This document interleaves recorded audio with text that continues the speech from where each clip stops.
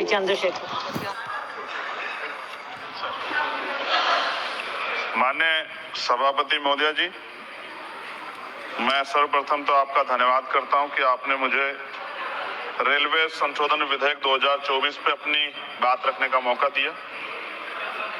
Railway संशोधन विधेयक 2024 पे मैं अपनी गहरी चिंता व्यक्त करता हूं। यह विधेयक भले ही रेलवे के शासन ढांचे को सुव्यवस्थित करने का लक्ष्य रखता हो, लेकिन ये हमारे रेलवे सिस्टम की मूलभूत ताकत को कमजोर कर सकता है। केंद्र सरकार की बढ़ती भूमिका भले ही अच्छे इरादों से प्रेरित हो, लेकिन इससे नौकरशाही में देरी हो सकती है और समय पर निर्णय लेने की क्षमता कम हो सकती है। हमें अपने रेलवे सिस्टम की चपलता और लचीलेपन को खोने का जोखिम उठा रहे हैं।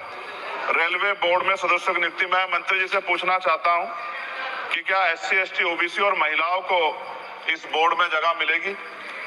रेलवे बोर्ड सदस्यों की नियुक्ति शासन का एक महत्वपूर्ण पहलू है।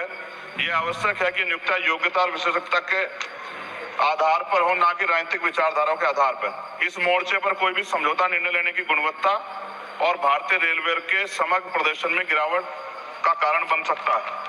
जनता की जरूरतें सर्वोपरि है, इसलिए हमारे लिए आम आदमी की जरूरतें सर्वोपरि है। रेलवे सुलभ, किफायती और विश्वसनीय होना चाहिए।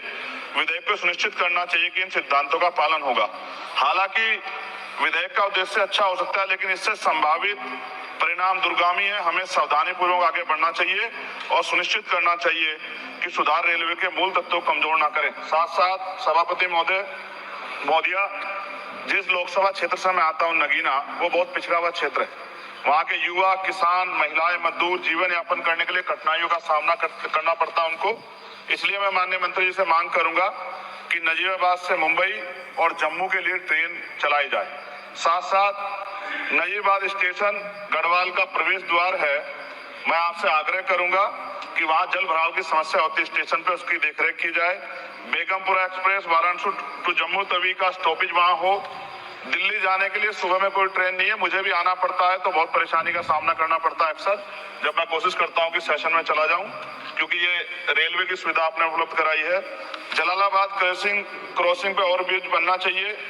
धामपुर में 2 जगह पे समस्या है सर, कई घंटे खड़ा होना पड़ता है, ओवरब्रिज की आवश्यकता है वहाँ। नगीना में ओवरब्रिज की जो कोतवाली वाला क्षेत्र है उसमें, सेहोरा में ओवरब्रिज की दिक्कत है, किरतपुर में है। और बैकलॉग सर बहुत इंपॉर्टेंट विषय है। रेलवे का बैकलॉग जल्दी भरना चाहिए। जनरल कोच बढ़ाए जाने चाहिए, क्योंकि बहुत बड़ी आबादी रेलवे में सफर करती है। बहुत लोगों की जान दुर्घटना में जा रही है। हमने कई एक्सीडेंट जो है देखे हैं, और एक कर्मचारी की जान की जिस तरह दब गई, ये भी एक बहुत बड़ी समस्या थी। जनता में गुस्सा पैदा हुआ, इसकी रोकथाम की जाए। गरीब यात्रा करने के लिए जाता है, अंतिम यात्रा ना हो जाए, इस बात का हमें ध्यान रखना पड़ेगा। साथ साथ इसका मुझे एक मुख्य कारण ये दिखाई देता है कि लोको पायलट को रात और दिन में ड्यूटी करनी पड़ती। मैं खत्म कर रहा हूँ। रात की ड्यूटी कठिन है, उसके बाद पर्याप्त आराम चाहिए। इस संबंध में HPC का सुझाव भी था कि लोको पायलट के लिए 2 रात्रि बाद ड्यूटी का आदेश हो, तो ये इस पे अमल नहीं किया गया, जिसके कारण उनकी आंख लग जाती है और कई बार दुर्घटना होती है। हजारों लोगों की जिंदगी से खिलवाड़ नहीं होना चाहिए।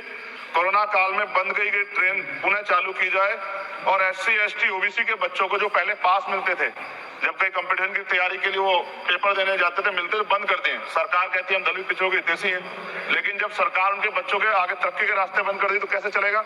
और जिस तरह लगातार निजीकरण हो रहा है, इस निजीकरण से सरकारी नौकरी खत्म हो जाएगी रेलवे में, तो ये दलित पिछड़ों के बच्चे कहाँ जाके बैठे, कौन सी कुर्सी बैठे? आज भी देश में सामाजिक गैर बराबरी है।